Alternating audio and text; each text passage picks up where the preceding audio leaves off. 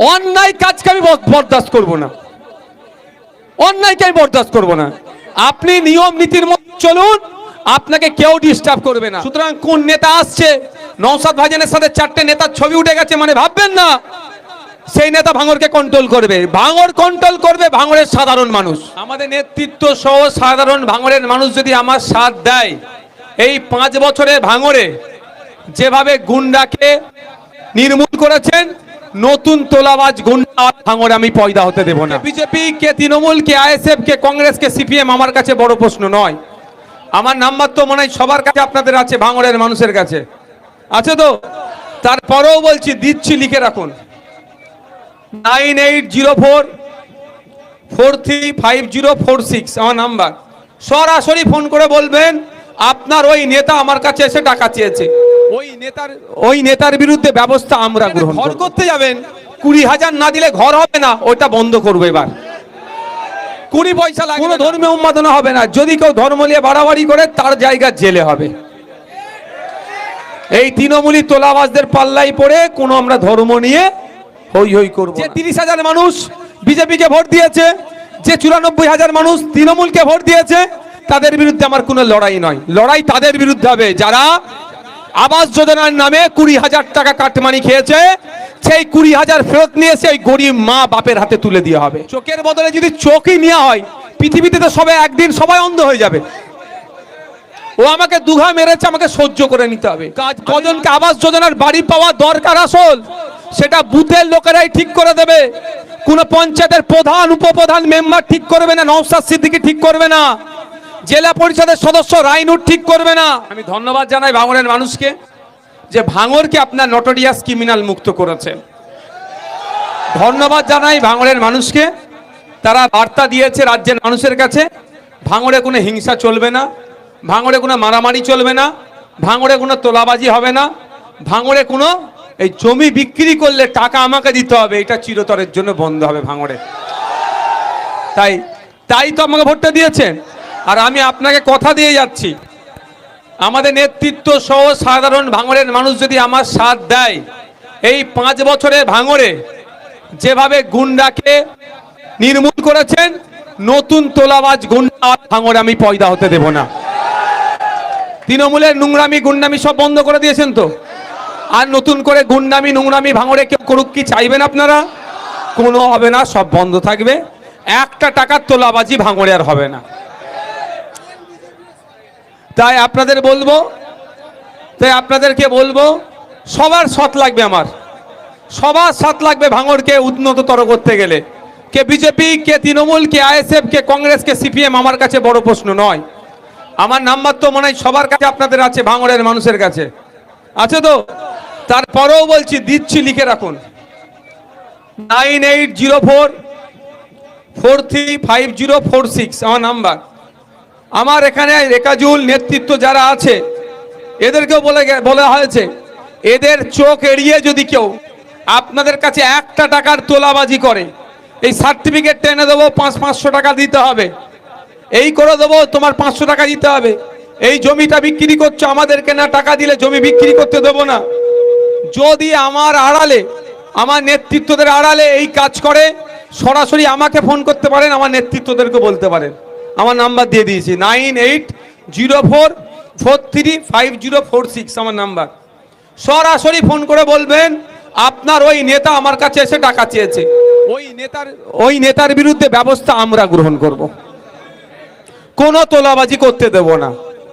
আমার নেতারাও রেডি আছে, বলে দেওয়া আছে নেতাদেরকে। কি এদেরকে জানাতে পারেন, হয়তো আমাকে পাচ্ছেন, এদেরকে জানাবেন, আমার কাছে খবর চলে আসবে। নাম্বারটা 9804435046। অর্থাৎ আমি নাম্বারটা এই জন্যই দিচ্ছি, ভাঙড়ে আমরা শান্তি চাই। কি গো, দিন আনে দিন খাই তো আমরা ভাঙড়ের মানুষরা, যে যার কাজে কামে ব্যস্ত থাকি তো আমরা কি পরের মেরে খাই? কেউ আমরা পরের মেরে খাই না। আমরা আইএসএফ যে করে দেখো সেও কাজ করে, কেউ মাঠে কাটে, কেউ গাড়ি চালায়, কেউ রিক্সা চালায়, আর আপনারা যারা সামনের সাইডে দাঁড়িয়ে আছেন তারাও সব খেটে খায়। তাহলে আপনি খেটে খাচ্ছেন, আপনি একটা ঘর করতে যাবেন, 20,000 না দিলে ঘর হবে না, ওটা বন্ধ করবো এবার। 20 পয়সা লাগবে না। হ্যাঁ, তার জন্য পঞ্চায়েতের যে নিয়ম আছে সেটা মানতে হবে ভাই। সেটা তো মানতে হবে, না মানবেন না। তার জন্য ওই যে পঞ্চায়েতে টাকাটা দেবেন তার জন্য আপনি রসিদ পাবেন। পঞ্চায়েতও বেশি টাকা নিতে পারবে না। ভিডিওতে গেলেন যদি সে রসিদ দেবে, একটা টাকা তোলাবাজি আমরা করতে দেবো না। আমার উপরে রাগ তো ওই জন্য ওদের, তৃণমূলে রাগ কেন ছিল যে আমি 1 টাকা খাইনি, কাউকে খেতেও দেবো না বলেছি বলে। তো এখন সৃষ্টিকর্তা আমাদের হাতে সুযোগ দিয়েছে আমার, তাই অনুরোধ করবো আপনাদেরকে, ভাঙড়ের মানুষকে, আমাদের একটু সাথ দেন আপনারা, আমাদের সাথ দেন। আমরা একটা সুষ্ঠু সমাজ ব্যবস্থা উপহার দেব, যেখানে কোনো ধর্মীয় উন্মাদনা থাকবে না, কোনো ধর্মীয় উন্মাদনা হবে না। যদি কেউ ধর্ম নিয়ে বাড়াবাড়ি করে তার জায়গা জেলে হবে। এই তৃণমূলী তোলাবাজদের পাল্লাই পড়ে কোনো আমরা ধর্ম নিয়ে হই হই করব না। ঠিক ভোটের 2 দিন আগে তৃণমূলের কয়েকটা নেতা মিলে ভাঙড়কে কুলসিত করার চেষ্টা করেছিল, রাজনৈতিক লড়াইকে ধর্মীয় লড়াই লাগিয়ে দেওয়ার চেষ্টা করেছিল। ধন্যবাদ ভাঙড়ের মানুষকে, তারা পাত্তা দেয়নি। আগামী দিনে করতে পারে, শান্তির ভাঙড় ওদের অসহ্য লাগতে পারে। তাই আপনাদের বলবো, আমি যে কথা দিয়েছিলাম এখনো কথা দিচ্ছি, যে লড়াই মানুষের জন্য আমি লড়বো, আপনাদের সাথ দেব, নিতে হবে আমার। ভাঙড়কে উন্নততর করতে গেলে একা আইএসএফ পারবে না, একা নওশাদ সিদ্দিকী পারবে না। ভাঙড়ের প্রত্যেকটা মানুষকে সাথ দিতে হবে, ভাঙড়কে রাজ্যের মানচিত্রে এগিয়ে নিয়ে গেলে। তা সুতরাং কে বিজেপি করছে? ওই ছেলেটা বিজেপি করে, ওই ছেলেটা তৃণমূল করে, ওই ছেলেটা জমি কমিটি, ও সিপিএম, ও কংগ্রেস, ও আইএসএফ, এই ভেদাভেদ আমাদের থাকবে না। আমি বিধায়ক, আমার কাছে প্রত্যেকটা ভোটার সমান চোখে আমি দেখব। 1,26,555টার বাইরে যে ভোটটা দিয়েছে তার জন্য আমার থেকে পরিষেবা পাবে না, এরকম কেউ হীনমন্যতায় ভুগবেন না। যে জমি কমিটিকে ভোট দিয়েছে আমার কাছে আসলে আমার যে পরিষেবা দেওয়ার কথা আমি তাকে একই পরিষেবা দেব। যে আইএসএফ এর বুথের সভাপতি যে পরিষেবা পাবে সে ওই পরিষেবা পাবে।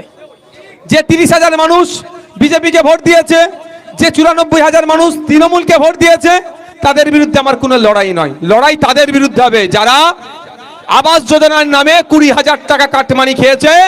সেই 20,000 ফেরত নিয়ে এসে ওই গরিব মা বাপের হাতে তুলে দেওয়া হবে। তাই বুথে বুথে লিস্ট করুন আপনারা, আবাস যোজনার যারা পেয়েছে আর টাকাগুলো কারা নিয়েছে সেই লিস্ট করুন। সে যারা নিয়েছে তাদের কাছে বলা হবে টাকা ফেরত দাও, তাকে টাকা ফেরত দিতে হবে। আমার সাথ আপনারা দেবেন তো? এবং আগামী দিনে আবাস যোজনা আসলে 20 পয়সা না নিতে পারে কাটমানি, তার ভাবে আমরা ভাঙড়ের মানুষ চোখ দিয়ে নজর রাখবো। 1 টাকা না, গরিব মানুষ 1 লাখ কত হাজার টাকা পাচ্ছে, 1,20,000 টাকায় ঘর করা দুষ্কর, তার উপর আবার 20,000 টাকা নিয়ে নেব, 1 লাখ টাকা নিয়ে কি করবে? এগুলো বন্ধ করব। তাতে যদি আমার পার্টি অর্ধেক ভেঙে যায় যাক, তাতে অসুবিধে নেই, কিন্তু অন্যায় আমি করতে দেব না। আর একটা কথা, এই বাজার, এখানে অনেক জায়গার লোক এসেছেন, আপনাদের ভোট পরবর্তীতে যদি কেউ আপনাদের সাথে আমাদের পার্টির ছেলেরা অন্যায়ভাবে ডিস্টার্ব করে থাকে, ওটাও এসে আমাকে বলবেন। যদি আমার পার্টির কোনো ছেলে কারো দোকানে তালা লাগালো, অন্যায়ভাবে বিল্ডার্সে যে তালা লাগিয়ে দিল, অমুক জায়গায় তালা লাগিয়ে বলেছে এত দিতে হবে নালে খুলবো না, যদি কারোর সাথে করে থাকে তার ব্যক্তিগত পরিচয় নিয়ে আমার সাথে যোগাযোগ করবেন, তারও বিরুদ্ধে ব্যবস্থা নেব।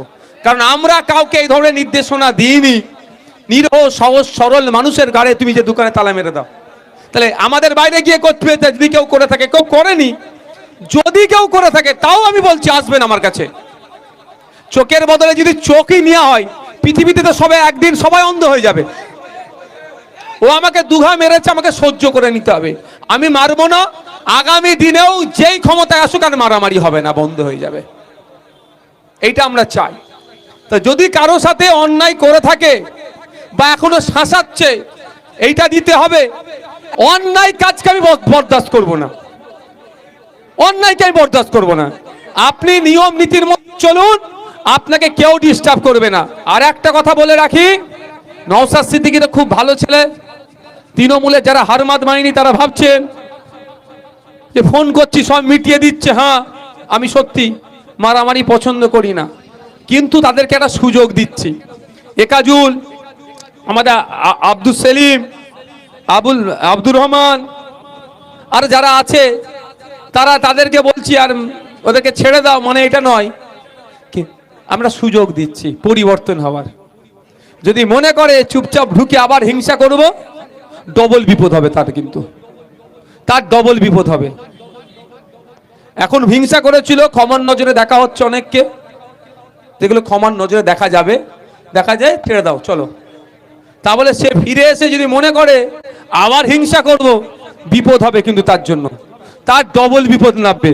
সেই বিপদ কিন্তু তো মমতা ব্যানার্জি থেকে শুরু করে অভিষেক ব্যানার্জি জীবনে কেউ আটকাতে পারবে না, এটা আমি বলে যাচ্ছি, এটাও বলে যাচ্ছি।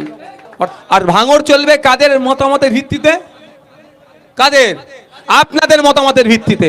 আইএসএফ চালাবে, বামেদের সহযোগিতা নিয়ে আইএসএফ চালাবে, কিন্তু মতামত কারা দেবে? আপনারা দেবেন, ভাঙড়ের সাধারণ মানুষরা দেবে। সুতরাং কোন নেতা আসছে, নওশাদ ভাইজানের সাথে 4টে নেতার ছবি উঠে গেছে মানে ভাববেন না সেই নেতা ভাঙড়কে কন্ট্রোল করবে। ভাঙড় কন্ট্রোল করবে ভাঙড়ের সাধারণ মানুষ, এটা বলে যাচ্ছে। ভাঙড়ের মানুষ যারা ভোট দিয়ে নওশাদকে নেতা বানিয়েছে, তা যারা ভোট দিয়েছে, যারা ভোট দেয়নি, টোটাল মিলিয়ে ভাঙড়ের মানুষ ডিসাইড করবে ভাঙড়ে কি কি কাজ হবে, কেমন ভাবে কাজ হবে, ভাঙড়ের মানুষরা বলবে সেটাই হবে। সুতরাং কারো কথাই ভয় পাওয়ার দরকার নেই, আতঙ্কিত হওয়ার দরকার নেই। আমরা আপনাদের সেবক হিসাবে থাকব, আমরা সেবক থাকবো আপনাদের। আপনারা বলবেন এগুলো করা দরকার, আমরা সেগুলো সিস্টেমে করব। আর একটা কথা, পঞ্চায়েত নিশ্চিন্তে থাকুন আপনারা, কাজ আগামী দিনে এইটা হবে, কি হবে? গ্রাম সংসদ থাকতে হবে। গ্রাম সংসদ, আপনার বুথে কি কাজ হবে তার 1 সপ্তাহ আগে মাইকিং হয়ে যাবে, বুথের মানুষকে ডাকা হবে, এই বুথে এই কাজ হবে, আপনারা বলবেন, সেটা নোট হবে। কি বলছি বুঝে আসছে? কাজ কজনকে আবাস যোজনার বাড়ি পাওয়া দরকার আসল, সেটা বুথের লোকেরাই ঠিক করে দেবে। কোন পঞ্চায়েতের প্রধান, উপপ্রধান, মেম্বার ঠিক করবে না, নওশাদ সিদ্দিকী ঠিক করবে না, জেলা পরিষদের সদস্য রাইনুর ঠিক করবে না। ঠিক করবে কে? ওই বুথের মানুষদেরকে মাইকিং করে ডাকা হবে, অমুক তারিখে গ্রাম সভা ডাকা হয়েছে, গ্রাম সংসদ ডাকা হয়েছে, আপনারা উপস্থিত হবেন। আপনারা বলবেন এদের গরিব মানুষ ঘর দেওয়া দরকার, ওটা নোট করবে প্রধান, উপপ্রধান, এরা বসে, আর ওরা যাতে বাড়ি পায় সেটা নজর আমরা রাখবো। বুঝে আসছে তো? তাহলে কে হিন্দু, কে মুসলমান, কে আইএসএফ, কে বিজেপি, কে তৃণমূল, সব বিবেচ্য হবে। গরিব বুথের যিনি সব থেকে, তার নামটা আবাস যোজনা 1 নম্বরে থাকবে, তার থেকে যে একটু বেশি 2 নম্বরে, এরকম করে করে হবে। তাহলে কোনো দুর্নীতি হবে? দুর্নীতি আমরা মুক্ত করব। শুধু আপনাদের চাই কি একটু সাথ।